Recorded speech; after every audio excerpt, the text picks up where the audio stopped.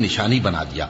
और इब्राहिम को याद करो जब उन्होंने अपनी कौम से कहा कि अल्लाह की इबादत करो और उससे डरो, अगर तुम समझ रखते हो तो ये तुम्हारे हक में बेहतर है।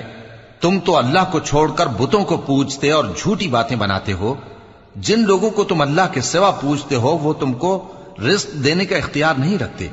बस अल्लाह ही के यहां से रिज्क तलब करो और उसी की इबादत करो और उसी का शुक्र करो, उसी की तरफ तुम लौट कर जाओगे।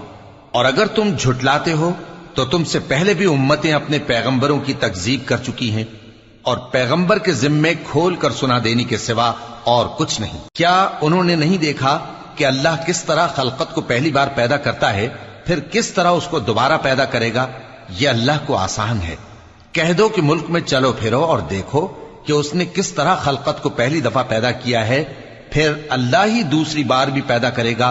बेशक अल्लाह हर चीज पर कादिर है।